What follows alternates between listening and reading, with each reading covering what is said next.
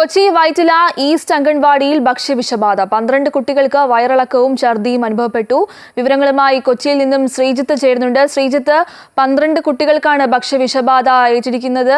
കുടിവെള്ളത്തിൽ നിന്നാണ് ഈ ഒരു രോഗവ്യാപനം ഉണ്ടായി എന്നാണ് ഇപ്പോൾ നാട്ടുകാർ പറയുന്നത്, അല്ലേ? ഈ വാർത്തയുടെ കൂടുതൽ വിശദാംശങ്ങൾ എന്തൊക്കെയാണ്? ഗോപിക, കൊച്ചി വൈറ്റിലയിലുള്ള പൊന്നിരുന്ന് ഈസ്റ്റ് അംഗനവാടിയിലെ കുഞ്ഞുങ്ങൾക്കാണ് ഭക്ഷ്യവിഷബാധ ഏറ്റത്. ഇന്നലെയാണ് സംഭവം നടന്നത്. ഇതേ തുടർന്നാണ് 12 കുട്ടികളെ ആശുപത്രിയിൽ പ്രവേശിച്ചത്. ഇപ്പോൾ ഇവരുടെ ആരോഗ്യനില തൃപ്തികരമായതിനെ തുടർന്ന് എല്ലാ കുട്ടികളെയും വീട്ടിലേക്ക് മടക്കി അയച്ചിട്ടുണ്ട്. എന്തായാലും കുടിവെള്ളത്തിൽ നിന്നാണ് രോഗവ്യാപനമെന്ന് നാട്ടുകാർ ആരോപിക്കുന്നു. അതിനെ തുടർന്ന് കുടിവെള്ള സാമ്പിളുകൾ ആരോഗ്യവകുപ്പ് ശേഖരിക്കുകയും ചെയ്തിട്ടുണ്ട്. വൃത്തിഹീനമായ ടാങ്കിൽ നിന്ന് എടുത്ത വെള്ളമാണ് ഈ കുട്ടികൾക്ക് ഭക്ഷണം പാകം ചെയ്യാൻ ഉപയോഗിച്ചതെന്നാണ് ആരോപിക്കുന്നത്. മാത്രമല്ല, ഈ അംഗനവാടിക്ക് സമീപത്ത് മാലിന്യം കുമിഞ്ഞുകൂടിയ ഒരു കനാലുമുണ്ട്. അതുകൊണ്ട് തന്നെ ഇത്തരം കാര്യങ്ങളെല്ലാം ഈ ഭക്ഷ്യവിഷബാധയിലേക്ക് നയിച്ചിട്ടുണ്ടാകുമെന്നാണ് കരുതുന്നത്.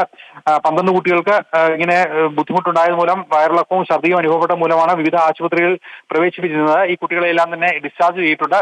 മാത്രമല്ല, ഈ അംഗനവാടിയിലേക്കുള്ള വാട്ടർ ടാങ്കിൽ ചത്ത പാറ്റകളെ കണ്ടെത്തിയതായും ആരോപണമുണ്ട്. നിലവിൽ ആരോഗ്യവകുപ്പ് അധികൃതർ പരിശോധന നടത്തി അതിന്റെ റിപ്പോർട്ടുകൾ ശേഖരിച്ചിട്ടുണ്ട്.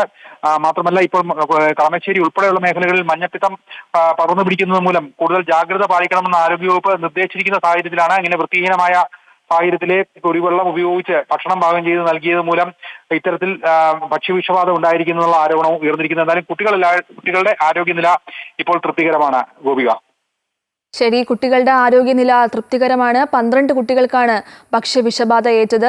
ശ്രീജിത്താണ് വിവരങ്ങൾ നൽകിയത്.